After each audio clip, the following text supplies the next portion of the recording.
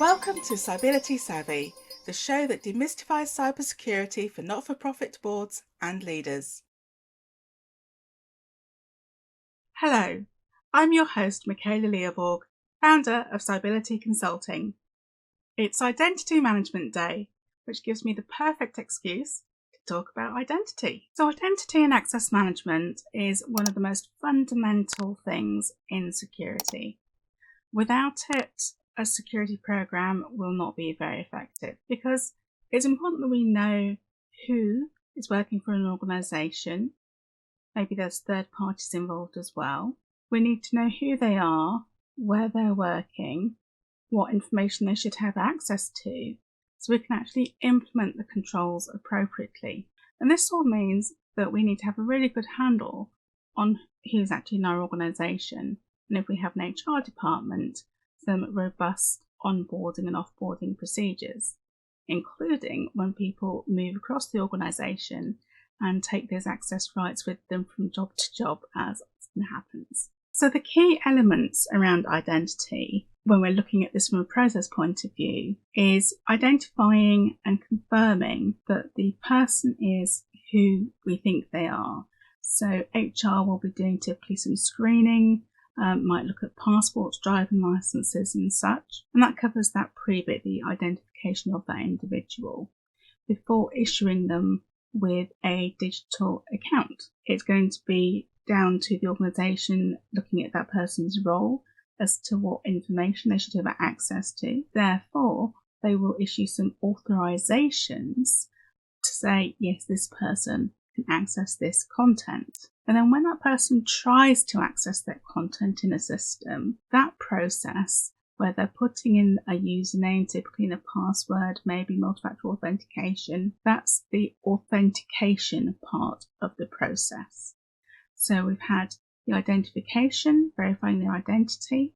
We've had the authorization about the privileges and the access to the information. We've got the authentication to the system containing the information. And the final piece is around accounting, which is where the system keeps a track of all the activity that a user is performing in that system. And that can be, as little or as much as is configured. But that's key to make sure that we can actually investigate in the event of an incident. So what do the industry reports have to tell us about the importance of identity and access management? So the IBM Cost of a Data Breach report, which is done in conjunction with the Economy Institute, is now in its 17th year.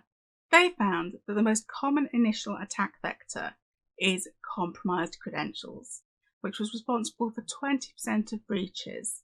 And in their pricing, they've got that costing $4.37 million, which if you compare it to the UK data breach report, is a little bit different. I would say that generally speaking, when you're looking at cost of data breaches, I tend to go with the IBM report. Coming now to the recently published UK Governance Cybersecurity Breaches Survey for 2022, they had a look at, in their 10 steps to cybersecurity, what people are doing around identity and access management. And the good news is that organisations are now restricting those administration rights. They're looking at their password policies and making those more comprehensive. And most crucially, implementing multi-factor authentication. They found that 87% of businesses were doing this and 77% of charities. So that's a great improvement and we just need to keep up with that. Now, probably my favourite report of the industry reports looking at incidents is the Verizon Data Breach Investigation Report. It's been going a very long time and the authors have quite a sense of humour. What they found is that 85% of data breaches involve that human element.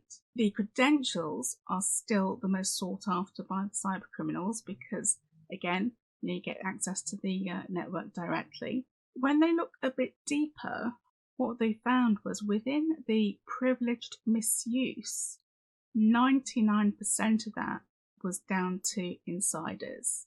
Yep, that's people that work for us, that we trust, and unfortunately, typically perhaps if they're not being paid well or something's not going right at home, they can be then targets for bribery or blackmail. You may have seen recently in the news there have been some really high profile hacks by a group called Lapsus, and their technique was to find somebody and bribe them to gain access. Nice and easy, not very technical at all.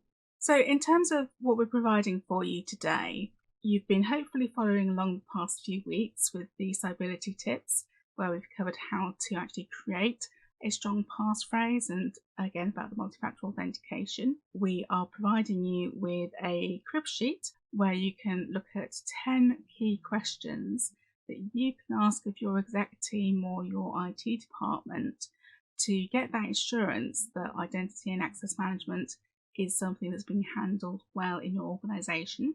And finally, we're also introducing the new Cybility concepts, and in that we provide some short definitions of some of the key terminology around digital identity. So head over to the website and download those, and we will see you next time.